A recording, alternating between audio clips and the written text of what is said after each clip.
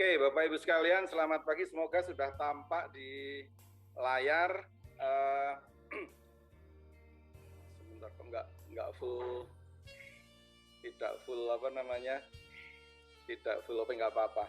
Baik, tema kita masih sama dengan dua sesi renungan yang lalu, yaitu buah roh.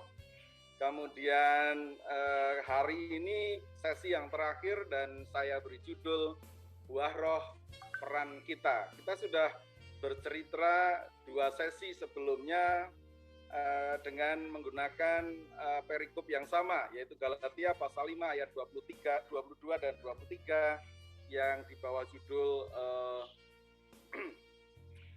buah roh, yang demikian bunyinya. Tetapi buah roh ialah kasih, sukacita, damai sejahtera, kesabaran, kemurahan, kebaikan, kesetiaan, kelemah lembutan, penguasaan diri, dan penguasaan diri. Tidak ada hukum yang menentang hal-hal itu. Bapak sekalian, pada sesi yang pertama dulu kita sudah belajar mengenai buah roh, tentang buah roh itu sendiri, bahwa buah roh itu adalah hanya satu, bukan jamak. Hanya di dalamnya ada 9 aspek yang ada di dalam buah roh itu, di mana di dalamnya ada 9 kualitas karakter yang disebutkan di dalam ayat tadi, ayat perikop tadi, dan sudah kita pelajari pada renungan beberapa waktu yang lalu. Nah, kita sudah tahu bahwa yang membangun buah roh dalam diri kita itu bukan kita, tetapi hanya Roh Kudus yang mampu. Kita sendiri tidak akan mampu mengembangkan buah roh itu di dalam diri kita. Tetapi kita tetap mempunyai peran yang tidak kalah pentingnya di dalam kita berusaha untuk menumbuhkan buah roh, mengembangkan buah roh 9 karakter ini di dalam kehidupan kita sehari-hari, sehingga ujungnya kelak kita akan mempunyai sifat yang segambar dengan sifat-sifat Tuhan Yesus. Di dalam sesi yang ketiga yang terakhir ini kita akan belajar mengenai peran kita. Peran kita apa sih dalam pengembangan, atau ya kalau boleh saya, pengembangan buah roh ini dalam diri kita. Padahal saya bilang tadi di dalamnya tidak mungkin kita membangun buah roh itu. Mari kita bayangkan, mungkin di antara Bapak Ibu ada yang suka berkebun baik di rumah maupun di ladangnya. Tetapi kalau kita perhatikan, tanaman itu bukan kita yang menumbuhkan. Betul tidak? Yang menumbuhkan adalah Tuhan. Nah, peran kita apa? Peran kita hanya menyiapkan lingkungan sedemikian rupa sehingga tanaman kita bertumbuh. Kita menyediakan, kalau menanam bunga, kita akan menyediakan pot yang mungkin bahkan sangat indah. Media tanamnya kita pilih yang tepat. Kita pasti akan datang ke toko taman untuk bertanya-tanya media tanamnya apa yang baik. Kemudian kita tidak akan pernah lupa menyirami tanaman itu sesuai dengan ketentuan bagaimana cara memelihara tanaman itu. Nah, demikian juga di dalam peran kita di dalam pertumbuhan buah roh di dalam diri kita. Kita harus menyediakan lingkungan itu supaya buah roh bisa tumbuh di dalam diri kita. Nah, lingkungan seperti apa yang harus kita perhatikan supaya di dalam diri kita 9 karakter buah roh itu akan bisa secara bersama-sama tumbuh. Saya ungkapkan di sesi yang sebelumnya bahwa 9 karakter ini nggak boleh hanya berkembang salah satu, salah dua dulu, salah tiga. Salah 9-9-nya harus kita kembangkan bersama-sama. Baru kita akan memiliki sifat yang segambar dengan Tuhan Yesus Kristus. Yang pertama, maka yang harus kita ketahui adalah bahwa lingkungan yang harus kita perhatikan di dalam pengembangan roh, buah roh di dalam diri kita adalah bahwa roh itu harus ada di dalam diri kita. Seperti ketika kita menanam tanaman atau berkebun mengenai tanaman bunga ataupun tanaman yang menghasilkan, yang pertama harus kita lakukan adalah menyemai bibitnya. Bibitnya kita taruh di dalam lubang tanam. Jadi Roh Kudus juga harus dimasukkan di dalam lubang tanam, dan lubang tanam itu adalah hati kita, diri kita. Jadi sebelum Roh Kudus dapat menghasilkan buahnya dalam diri seseorang, dia harus terlebih dahulu berdiam di dalam mereka. Roh Kudus, roh itu harus ada di dalam diri mereka, dalam diri kita. Dan roh itu akan berada di dalam hati seseorang, di dalam diri seseorang ketika orang itu mengaku percaya kepada Tuhan Yesus Kristus sebagai Tuhan dan diselamatkan oleh kasih karunia Allah melalui iman di dalam Dia. Jadi iman kita kepada Yesus sebagai Tuhan dan Juru Selamat itulah titik awal bahwa bibit buah roh itu ada di dalam hati kita. Jadi yang pertama harus kita pahami itu tadi, bahwa Roh Kudus harus ada di dalam diri kita. Oleh karena itu ketika berbicara tentang Roh Kudus yang memproduksi buah roh dalam diri kita, maka titik awalnya itu tadi, keyakinan kita terhadap Yesus Kristus sebagai Tuhan dan Juru Selamat kita. Titiknya pasti berbeda-beda. Maksudnya titik itu awalnya. Kita tidak dibaptis secara bersamaan. Kalau saya ingat Desember 1976 itu dibaptis percik, dibaptis percik di gereja Kristen Jawa di Solo. Tetapi karena saya akhirnya berpindah denominasi menjadi gereja Kristen Baptis yang mempunyai tata cara sendiri, saya dibaptis selam yang kedua, baptis selam sesuai tata acara gereja Baptis tahun 1992, di mana pada tahun itu sepulang saya belajar dari Amerika, saya diberi tantangan oleh gereja di mana ada KKR di sana, apa yang akan kamu lakukan setelah kamu kembali di Indonesia? Dan jawabannya melayani. Itu yang saya ingat jadi pengalaman. Arti ketika itulah mengaku Tuhan Yesus sebagai Tuhan dan Juru Selamat, roh itu di dalam kita. Itu saya lewatkan saja pertanyaan kenapa baptisnya 2 kali. Next time kita akan bicara masalah itu. Jadi roh itu harus ada di dalam diri kita sebagai titik awal. Lingkungan yang harus kita buat mengundang Roh Kudus hadir dengan percaya kepada Tuhan Yesus sebagai Tuhan dan Juru Selamat. Yang kedua, menyalibkan daging. Ayat 24 mengatakan, barang siapa menjadi milik Kristus, ia telah menyalibkan daging dengan segala hawa nafsu dan keinginannya.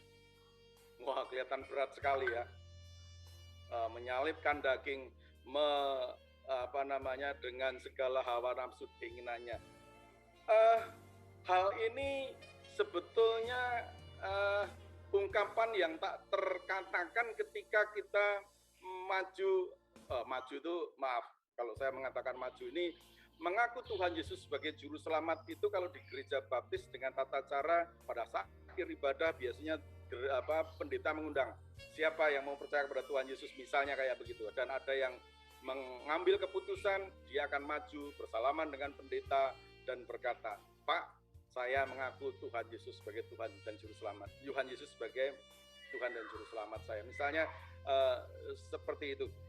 Tapi ada satu hal yang tidak terkatakan dan mungkin harus dipelajari setelah mengaku Tuhan Yesus sebagai secara pribadi sebagai Tuhan dan Juru Selamat, bahwa kita membuat pernyataan kepada Tuhan bahwa kita telah mematikan atau mati untuk diri kita sendiri dan sekarang hidup untuk Dia. Saya percaya Bapak, Ibu sekalian sudah mempunyai pemahaman itu. Ketika kita mengaku Tuhan Yesus sebagai Tuhan dan Juru Selamat, maka kita mulai belajar untuk memahami ajaran-ajaran Tuhan Yesus terutama melalui bimbingan gembala sidang, pendeta, atau secara mandiri dengan belajar Alkitab dan mungkin tulisan-tulisan Kristiani yang berkaitan dengan mengembangkan keimanan itu. Nah, di dalam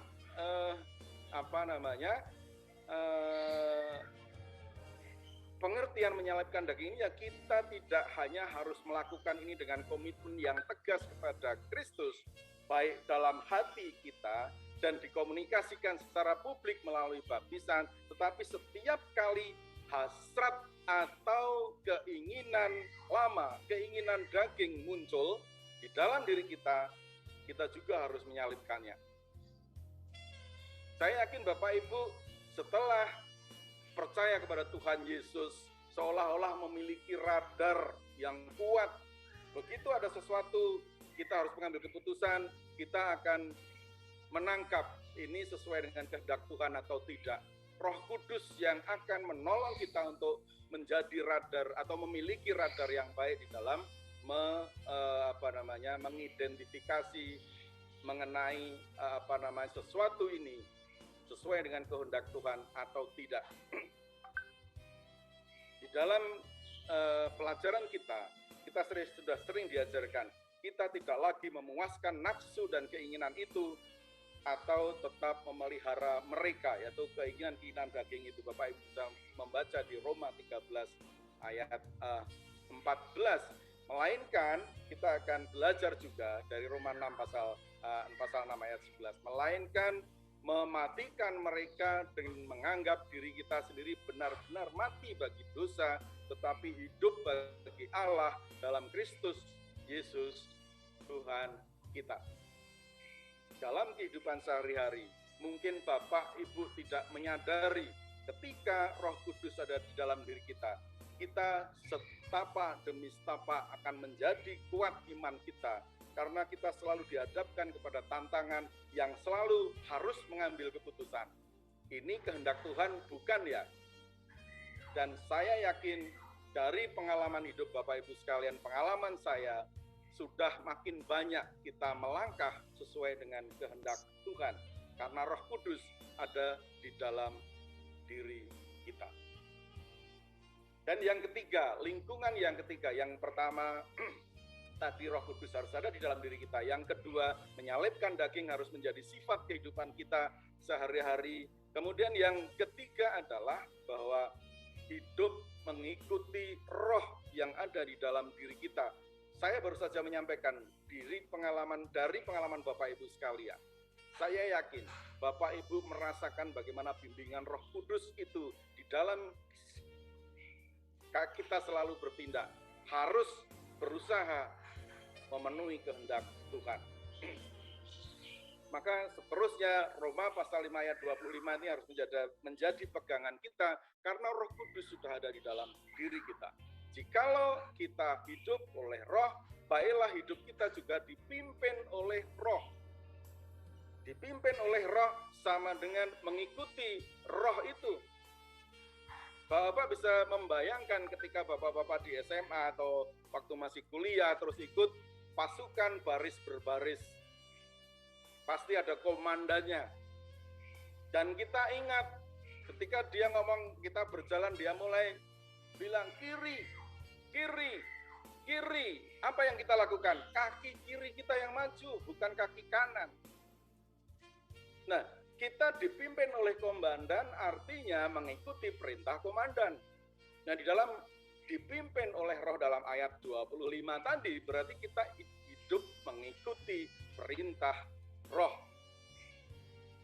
Dan saat kita merasakan pimpinan roh itu, kita harus melakukan apa yang dia katakan. Betul nggak Bapak Ibu sekalian?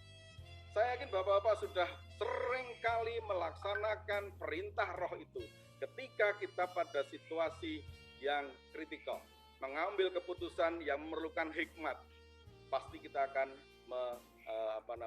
meminta pertolongan Roh Kudus.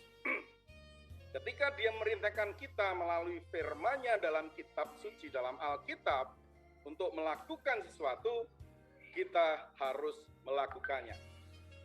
Kalau kita tidak melakukannya, berarti kita masih harus terus belajar untuk menjadi orang-orang yang taat, hidup mengikuti roh. Ketika kita merasakan nafsu atau keinginan yang berdosa muncul dalam diri kita, kita harus menyalibkannya dan melakukan apa yang firman Tuhan perintahkan untuk kita laksanakan. Semoga kita semakin sukses mengidentifikasi perintah Tuhan ini dalam kehidupan kita sehari-hari, dalam kita akan melakukan semua hal yang perlu kita lakukan. Ketika kita merasa memiliki dalam diri kita ketidakmampuan untuk melaksanakan 9 karakter itu, yaitu untuk memiliki ketidakmampuan untuk mengasihi, bahkan masih sering membenci, kemampuan untuk bersukacita, tapi bahkan sering juga mengeluh misalnya, dan yang lain-lain sebut memiliki kedamaian, damai sejahtera dalam hati, ketidakmampuan menunjukkan kesabaran, ketidakmampuan bersikap baik, ketidakmampuan untuk bermurah hati, ketidakmampuan untuk menjadi setia, ketidakmampuan untuk menjadi lemah lembut, dan ketidakmampuan untuk mengendalikan diri. Mari kita percayakan diri kita kepada Roh Kudus dan mengizinkan Roh Kudus itu menghasilkan karakter-karakter di atas di dalam kehidupan kita. Sebagai penutup, Bapak Ibu sekalian, 3 hal yang harus kita lakukan menjadi peran kita untuk memberi kesempatan buah roh tumbuh di dalam diri kita adalah membiarkan Roh Kudus itu bisa kita tanam di dalam hati kita. Akuilah Tuhan Yesus sebagai Tuhan dan Juru Selamat secara pribadi. Menyalibkan daging, meninggalkan hal-hal hidup yang lama dan hidup mengikuti roh. Perintah roh memang ada di mana? Disebutkan tadi, firman Tuhan melalui Alkitab. Jadi kita harus membaca Alkitab setiap hari. Jangan pernah bolong. Bacalah setiap hari, berapa ayat pun Bapak Ibu mampu. Alkitab sekarang sudah dimudahkan dengan aplikasi Alkitab di HP. Jadi tidak ada alasan lagi untuk tidak membaca ayat firman Tuhan dimanapun kita berada. Beruntunglah kita bahwa Allah Bapa telah menempatkan Roh Kudus di dalam kita ketika kita percaya kepada Tuhan Yesus. Jadi kita tidak perlu bekerja keras untuk mengundang atau menanamkan Roh Kudus di dalam diri kita. Dan hal yang terakhir, semoga kita semakin mengizinkan Roh Kudus untuk menghasilkan buahnya di dalam diri kita. Dan semoga Yesus dimuliakan di dalam diri kita sebagai hasil dari perkembangan pertumbuhan buah roh itu di dalam kehidupan kita. Kiranya Tuhan memberkati kita semua. Mari kita berdoa.